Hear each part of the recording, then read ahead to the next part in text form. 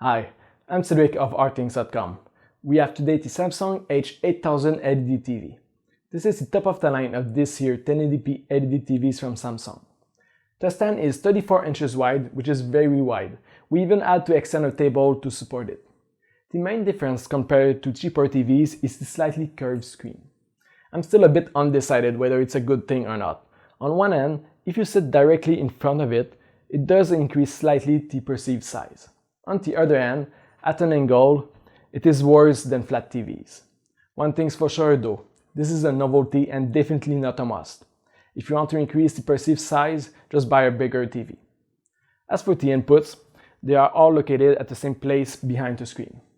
The picture quality is excellent in a room without lights and it has a good calibration out of the box. The blacks are slightly above some other LED TVs, but as you can see by these pictures, you can't really tell the difference between a black of 20 millicandela per square meter and one of 29. A black of 125 on the other hand, like on the LG LB5800, is a lot more noticeable. Things get a little bit more interesting with a few lights on. Due to the curved screen, the Samsung H8000 stresses out the reflections. It only reflects the objects directly in front of it though, so we had to move our lamp a few feet to the right to be captured into picture. The finish of the screen is glossy like the cheaper Samsung H7150. Even though a glossy finish like these two reflects less light, the reflections are more defined, so a little bit more disturbing when watching TV. With a few windows, the H8000 actually performs better because it can get very bright. You can actually see the picture behind the direct reflections, whereas on the Sony or the LG, you can't. The amount of blur is good for an LED. As you can see by these pictures, most LED TVs have the same amount of motion blur no matter the refresh rate given the same input. What varies is the flickering of the backlight. An aggressive flickering, like on the LG LB5800, produces a more defined picture but still has the same trail length.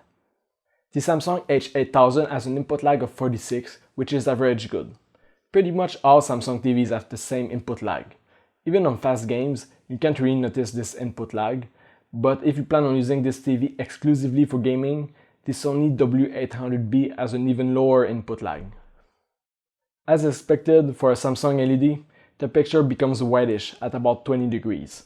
Only IPS panels like on the LG LB5800 can keep their saturation at an angle.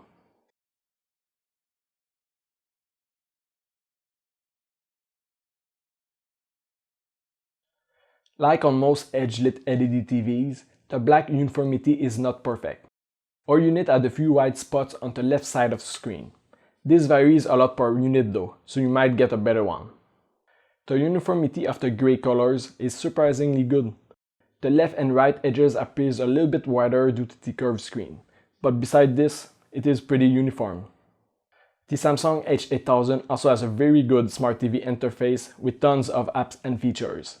The Smart TV features will be reviewed in another video. Overall, it is a great TV, but it has about the same picture quality as some TVs half its price.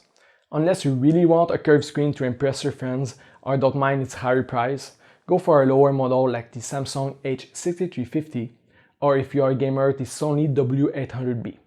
If you like our reviews, please support us by purchasing your TV via our links on our website.